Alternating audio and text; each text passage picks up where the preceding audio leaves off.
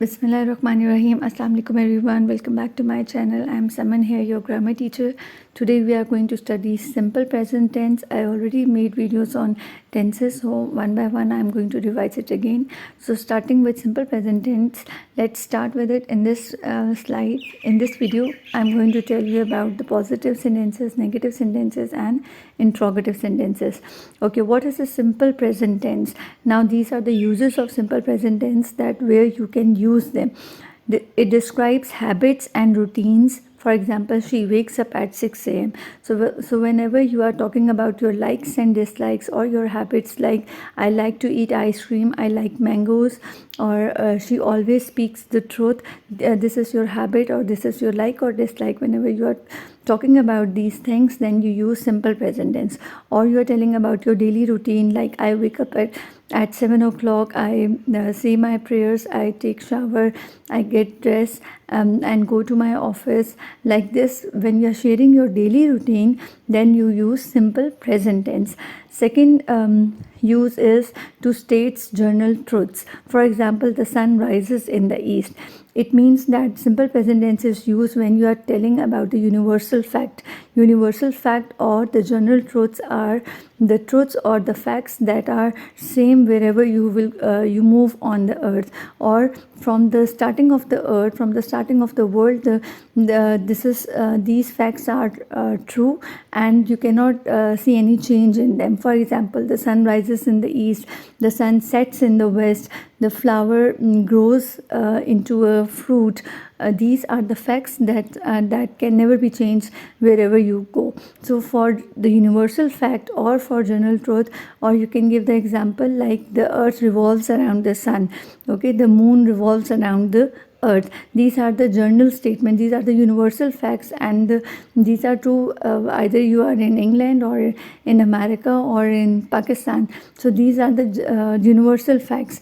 So whenever you are talking about the universal facts or the general truth, you use simple present tense. Third use is to it talks about scheduled events. For example, the train leaves at 8 p.m. Now this is the scheduled event. Daily the train leaves at 8 a.m. 8 p.m. or the aeroplane takes off at 7 a.m. So these are the scheduled events that are already scheduled. So whenever you are talking about the scheduled events, you use simple present tense. And the last use is used for instructions or directions. For example, when you are cooking something, you give all the directions in simple present tense. Or when you are telling directions to the other person, you are telling the instructions, then you use simple present tense. For example, if you are cooking and then you will say that take a pan, put some oil in it, then fry the onion, cut the onion in slices, thin slices. So all these instructions are in simple present tense. So these are the uses of simple present tense, that it is used to describe habits and daily routine, for the journal truth or the universal fact, for the scheduled events, and for the instructions or directions. These are the uses of simple present tense. Now we are going to see the structure of a sentence, that how we write simple present tense. The basic structure of a sentence is first comes subject, then comes verb, and then comes object. I'm only highlighting subject and verb in these slides because object has nothing to do with the subject and verb, because subject and verb, they are interlinked, they depend on each other. So we are going to focus on subject and verb. So in simple present tense, in positive sentence, first you should know that what are positive sentences. Positive sentences are the journal statements, or in which some instructions are given, some information is given. These are called the positive sentences, and in which there is no question, there is no nothing in it. Like not is not used in the positive sentences, it is used in the negative sentences. So for the positive sentences, our formula is subject plus base verb, add s or es for he, she, it. So whenever you write a positive sentence, first comes subject, then you are going to write verb with s or es with the subjects that are he, she, it, or any singular subject. It means that if your subject is singular, then you are going to use s or es with the verb. For example, I walk to school. Now I is singular, although it is singular, you are talking about your own self and it is singular, but the rules of plural are applied with I. So I is considered plural, so that's why we will not use s with the verb walk. I walk to school. She drinks coffee every morning. Now she is the singular subject, so we have used s with the verb drinks. The dog barks loudly. Dog, it is singular, so we have used s with the verb barks. The dog barks loudly. So these are the examples of positive sentences. Now come to negative sentences. In negative sentences, as you have seen in positive sentences, we haven't used any helping verb. We just put s or es with he, she, it if your subject is singular. But in negative and interrogative sentences, we are going to use the helping verb, and for present indefinite tense, we have the helping verb do and does. It means in negative sentences, you will write do not or does not. So the structure is subject plus do not or does not plus base verb. And now the major mistake the students do in this sentence is that they use s or es with the verb. When you are using the helping verb, just keep this in your mind that when you are using helping verb, do, does, did, or any other helping verb, you are not going to use s or es with the verb. You are going to use only first form of verb without s or es. For example, I do not like spinach. Now I told you I is considered plural, so we have used do. I do not like spinach. He does not play football. Now here you can see the positive sentence of this sentence will be he plays football. But here if you are making it into negative, then you will not put s with the play. You are using the helping verb does. So it will be he does not play football. With does not, we have used first form of verb. Now in the third sentence, they do not watch TV at night. Now our subject is plural, so we are using do not and we are not using s with the verb. They do not watch TV at night. So this is the key point that you have to keep it in your mind, that whenever you are using the helping verb either in negative sentence or interrogative sentence, you are not going to put s with the verb. Now come to interrogative sentences. Interrogative sentences are the question statements. Look at the structure: do plus does plus subject plus base form, and at the end there is question mark. So this is the formula for writing any question statement, that first comes the helping verb. First you will write the helping verb.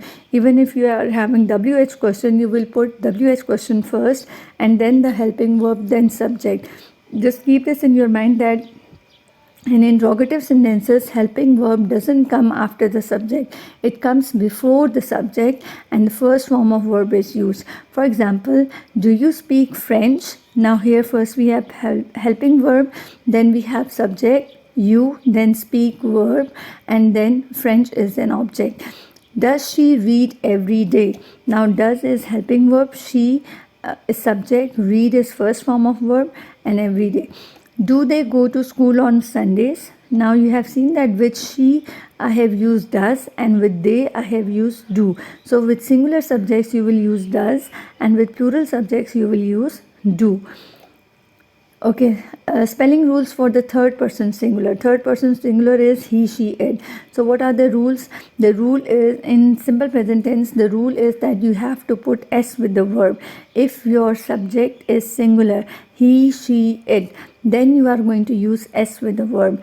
If verb ends in ch, sh, x, o, ss, then add es at the end. For example, she watches TV. So the words which are ending in ch, sh, x, o, ss, you have to use es at the end. For example, she watches TV. She brushes her teeth. Brushes, catches, watches. Then there are many other words you will come across in which there is at the end of the word we will have ch, sh, or x or o. With all these words we will put es at the end. This is the spelling rule. And the third is, if verb ends in consonant plus y, it means that if you are having y at the end and there is a consonant before it, change y to I and add es. For example, studies. If the main verb is study, study, so you are going to skip y and write ies, studies. Okay, common mistakes to avoid. So what are the common mistakes that people do? I highlighted it before as well. She go to school every day. She goes to school every day. Now, which sentence is correct? The second sentence is correct because I told you that with singular subject, we are going to use es at the end. He don't like apples. He doesn't like apples.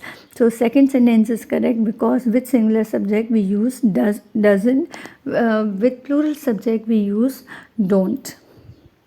Okay, practice fill in the blanks. Complete with the correct form. She dash up early. Now she is singular subject. So see what you are going to do with the verb. Either you will use s or es with the verb or not. First solve it by yourself. Then I will show you the answers in the next slide. Second, they dash movies often, not watch. Dash he dash coffee like. I dash every night. Read. Dash you dash the guitar. Play. Now the sentences which are starting with dash in blanks, it means that these are the question statements and there is question mark at the end. So you are going to put helping verb first and then after subject you will put the main verb. So let's check the answer. She wakes up early. She is singular, so we have used s with wake. They do not watch movies often. They is plural, so we have used do not. Does he like coffee? He is singular, so we have used does and first form of verb like. I read every night. I is considered plural, so we will not use s with the verb. It will be read. Do you play the guitar? You is plural. You is considered plural, so we will use do over here. Do you play the guitar? Okay, next exercise, change into negative or question form. She drinks tea. You have to change this into negative. So for negative and interrogative, you have to put the helping verb. He works in a bank. They travel a lot. Now solve these three by yourself and then check the answer in the next slide. She drinks tea. She does not drink tea. Now here you can see I have used the helping verb does not and I didn't use s with the verb. So here the correct statement is she does not drink tea. He works in a bank. Does he work in a bank? This is the question statement, interrogative. So we have used helping verb first. Now the negative, they travel a lot. They do not travel a lot. Now here the subject is plural. That's why we have used do. But here in the first sentence we are having singular subject. That's why we have used does. Okay, this is the speaking practice. You can practice it with your siblings, with your friends or anyone at home. So these are the three questions I have given you. Just try to ask this question with your friend or your sibling and try to give the answer in simple present tense. First is, what time do you usually get up? I usually get up early in the morning. I say my Fajr prayers and then I go for a walk. After walk, I take my breakfast. Then I get ready to go to school. That's how you can tell your routine in simple present tense. Second, does your friend play any instrument? Instrument means guitar, piano, violin, anything. So whenever when you are going to ask this question to your friend, or if somebody asks the same question to you, you are going to say that yes, my friend plays instrument. He plays guitar very well, and he can even sing a song. So that's how you can continue the practice. Do you eat breakfast every day? Yes, I love to eat breakfast in the morning. I really like to have a fried egg and a paratha. So that's how you can describe your breakfast. So just practice these questions with your friends or with your siblings and try to use simple present tense in order to describe the daily routine. These questions are related to your daily routine and your likes and dislikes. Okay, the summary in short, I'm going to tell you that what we have studied in today. First, we have studied the positive sentences in which we have seen that if your subject is singular, you are going to use s or es with the verb. If your subject is plural, then you will not use s or es with the verb. For example, I eat, she eats. For the negative sentence and interrogative sentence, you are going to use the helping verb do not or does not. Do not is used with the plural subject, and does not is used with the a singular subject. I don't eat, she doesn't eat. And for the question, first you are going to write the helping verb and then subject, like do you eat, does she eat. So these are the key points that you have to keep it in your mind, that when you have to use s or es with the verb and when you don't have to. Just make a simple clear statement in your mind that if you are using the helping verb, then you will not use s or es with the verb. Either it is simple present tense or it is simple past tense. But if there is no helping verb, then you have to use s or es with the verb according to the subject. So this is all for today. Thank you so much. Allah Hafiz.